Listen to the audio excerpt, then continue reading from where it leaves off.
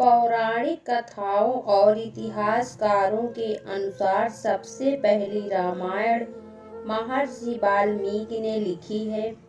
हम सब भी यही जानते हैं।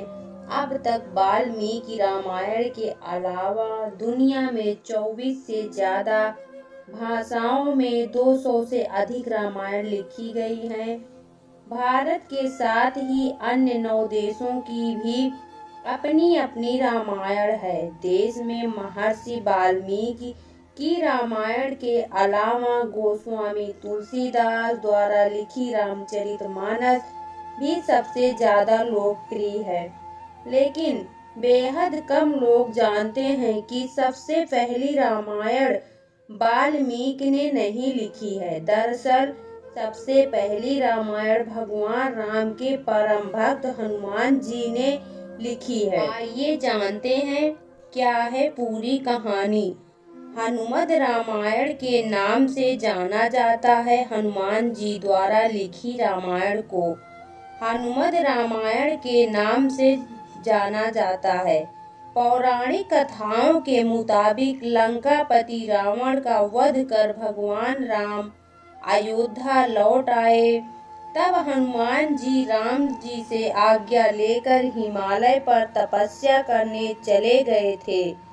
उन्होंने भगवान शिव की आराधना करते हुए शिलाओं पर अपने प्रभु भगवान राम को याद करते हुए अपने नाखूनों से रामायण लिखी थी। मान्यता है कि एक दिन हनुमान शिला पर लिखी अपनी रामायण को उठाकर भगवान भोलेनाथ को दिखाने कैलाश पर्वत गए। वहां कुछ देर बाद महर्षि वाल्मीकि भी अपनी रामायण लेकर शिव जी के पास पहुंच गए।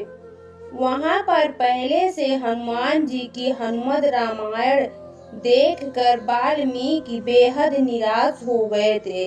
हनुमान जी ने उनसे दुख का कारण पूछा।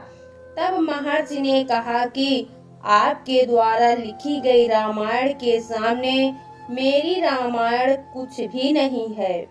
महर्षि वाल्मीकि की बात सुनकर हनुमान जी को भी अच्छा नहीं लगा।